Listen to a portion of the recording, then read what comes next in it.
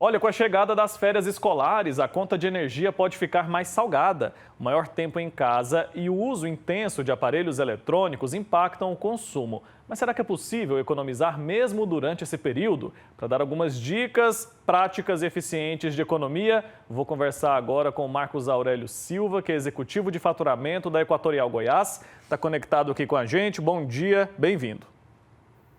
Oi, Wilker, bom dia aos nossos telespectadores aí do Jornal Brasil Hoje. Então, Marcos, durante as férias as crianças ficam mais tempo em casa, o consumo de energia aumenta. Quais são os aparelhos que mais impactam a conta nesse período, hein? Bom, isso mesmo, a gente acaba ficando mais tempo em casa, então, mesmo sem perceber, nós costumamos abrir a geladeira mais vezes, né? E nos últimos tempos, o grande vilão desse aumento tem sido o aparelho de ar-condicionado. Então, a principal dica que nós temos aí para os nossos telespectadores é quanto ao uso do aparelho de ar-condicionado. Então, se você tem ar-condicionado na sua casa, aumente a velocidade de ventilação desse aparelho, assim você soma o efeito da refrigeração com o efeito da ventilação e a economia no final do mês ela vai ser bem significativa. O uso prolongado do ar-condicionado é comum nessa época do ano, né? Estamos passando aí em várias partes do Brasil por um calor extremo. Como que a gente utiliza o ar-condicionado de forma mais eficiente? Olha, a gente ajusta a temperatura dele. O recomendado é que a gente coloque 23 graus ou mais. Colocar temperaturas mais baixas do que isso, essa temperatura normalmente não é alcançada. Esse aparelho funciona o tempo todo em potência máxima. E quando ele trabalha em potência máxima, ele não é tão eficiente quando ele está trabalhando ali dentro da faixa ideal de funcionamento. Então, a dica, ajustar a temperatura para 23 graus, manter os filtros do ar-condicionado limpos e aumentar a velocidade de ventilação para somar esse efeito da ventilação com a refrigeração. A gente muitas vezes quer um ambiente gelado, né, congelante, não precisa disso muitas vezes, né, só climatizar ali para ficar confortável, a gente fica bem e ao mesmo tempo tem a economia ali na energia. Outra preocupação é o uso de videogames, televisores, qual que é a orientação para que esse consumo seja mais consciente? Isso, olha, uma televisão gasta em média aí R$ 30 no final do mês na conta de energia, quando ela é utilizada 5 horas por dia. Então, se o nosso telespectador está deixando a TV ligada, em vez de deixar 5 horas, deixar 15 horas ligado, que é muito comum, inclusive até na minha casa, então esse aumento pode chegar a R$ 60 só por conta da televisão. Então, cada 5 horas de uso no dia, no final do mês, vai aumentar a conta de energia mais ou menos em R$ 30. Então, fica a dica, quando aí quem tem crianças, né, quando não estiver assistindo televisão, deixar a TV desligada, isso também gera no final do mês uma boa economia na conta de energia. Certo. Muitos pais ainda têm dúvidas sobre o uso do modo standby em aparelhos eletrônicos, né? Ele realmente consome menos energia? Vale a pena deixar o computador, por exemplo, nesse modo aí? Ou a dica é desligar mesmo? Os equipamentos, quando eles ficam em stand-by, até que os mais novos, eles já são bem eficientes, conseguem gastar pouca energia. Mas se você tem uma TV mais antiga, um equipamento um pouco mais antigo, um micro-ondas mais antigo, a dica é deixar esse equipamento desligado quando ele está nessa função stand-by, quando ele está ali sem uso. Os recarregadores também de celular, de notebook, sempre que possível, principalmente aí quem não for ficar em casa, quem for viajar, deixe esses equipamentos desligados, assim você evita um gasto desnecessário também na conta de energia. Não é o maior dos gastos, o nosso cliente ele tem que realmente concentrar ali no chuveiro elétrico, no ar-condicionado, na geladeira, mas esses equipamentos, quando a gente tem muitos equipamentos desses, como carregadores ligados, no final do mês, quando você vai somando de pouquinho em pouquinho, o impacto fica significativo. Com certeza. A geladeira é um dos itens mais usados, né, durante todo o ano, não só nesse período. Ele tem um grande impacto também na conta de energia? Existe alguma dica especial aí para a gente economizar quando a gente fala sobre geladeira? Olha, uma geladeira nova, em boa situação de conservação, ela gasta em média, aí, ela contribui com cerca de R$ 57 na conta de energia aí dos clientes, né? Uma tarifa média. Então, a geladeira é um equipamento que a gente tem que ter cuidado. é muito importante, de tempos em tempos, a gente olhar aquela borracha de vedação da geladeira. Com o passar dos anos, essa borracha resseca e a geladeira não fecha completamente, deixa escapar o ar frio. Então, se a sua geladeira já é um pouco mais velha, já tem entre 5 e 10 anos, dá uma olhada na borracha de vedação para ver se essa borracha está em boas condições, está flexível. E outra dica importante é, sempre que for guardar um alimento na geladeira, já deixe ele bem disposto para que quando você vai pegar esse alimento, a abertura da porta da geladeira seja o mais rápido possível. Quanto mais tempo a porta da geladeira ficar aberta, maior é o gasto de energia dessa geladeira. E nas férias isso acontece demais, né? A gente está entediado, aí fica circulando ali dentro de casa, abre a geladeira para procurar alguma coisa, nem sabe se tem algo ali dentro mesmo que vai interessar naquele momento. Então, pensar bem em como fazer uso desses equipamentos vai fazer a diferença. Tem outro vilão também, você já começou a falar sobre ele aqui, que é o chuveiro elétrico, né? É um vilão no consumo mesmo? Fala pra gente sobre como utilizar de uma forma mais inteligente agora nesse verão.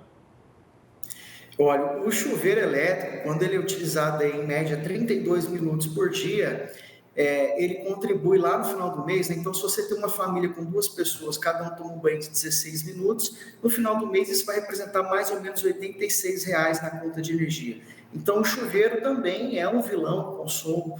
Então, uma dica que nós damos é manter a chave, né, de temperatura na posição verão, assim o equipamento ele é cerca de 30% mais eficiente. E já que agora é período de férias, a gente pode escolher os momentos mais quentes do dia para tomar banho. Assim a gente consegue ali deixar a temperatura um pouco mais baixa, né, da água, consegue tomar um banho mais rápido e a gente consegue também no final do mês economizar aí uma quantia significativa. Uma conta simples que o nosso cliente pode fazer, que os consumidores podem fazer, é que mais ou menos cada minuto de banho, né, do chuveiro, no final do mês, cada minuto diário, no final do mês representa mais ou menos R$ 3 na conta de energia.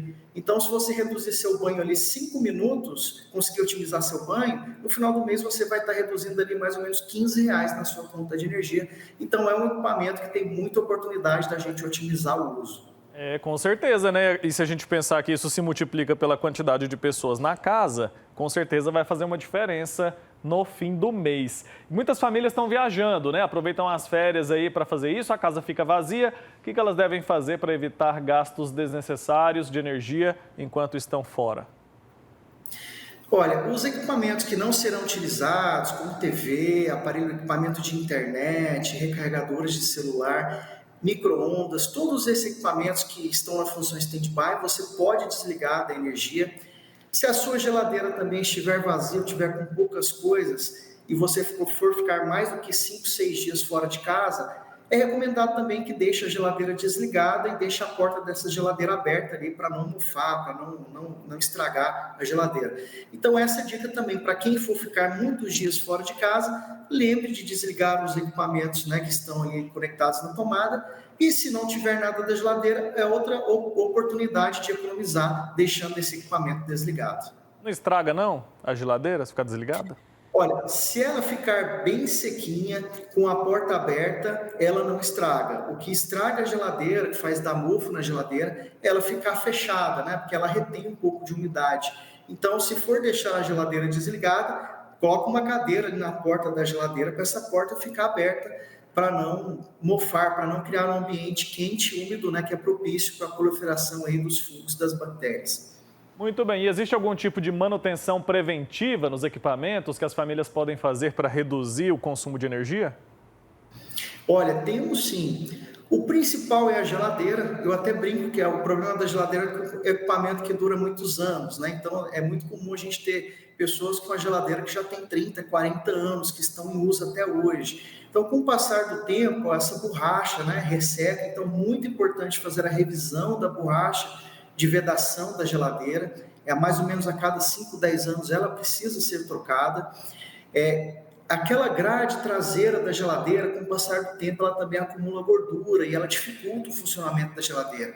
Então, lendo ali o manual do fabricante da sua geladeira, com a geladeira desligada, passe um pano úmido ali, com um pouco de sabão neutro, para tirar essa gordura da grade traseira da geladeira. Isso também vai deixar essa geladeira mais eficiente. E para quem tem ar-condicionado, lembrar de periodicamente fazer a limpeza dos filtros e aquela unidade externa do ar-condicionado, que geralmente fica ali na janela, fica do lado de fora da casa, com o passar do tempo ela também acumula muita sujeira nas grades de troca de temperatura. Então é recomendado que a cada 1 ou 2 anos se faça a limpeza, assim esse equipamento fica mais eficiente. Certo. Para finalizar, queria falar um pouquinho sobre lâmpada. Quais são as mais econômicas agora e vale a pena fazer a troca pelas lâmpadas de LED? Elas realmente vão fazer uma diferença quando o assunto é economia de energia? Olha, a lâmpada de LED, né, que é o modelo mais econômico, ela gasta aí algo em torno aí de R$ 1,10, R$ 1 por mês. Ela é bem econômica mesmo, usando 5 horas por dia. E as lâmpadas mais antigas de fluorescente já caem para quase R$ 2 por mês. O consumo dela é quase o dobro, né, da lâmpada de LED.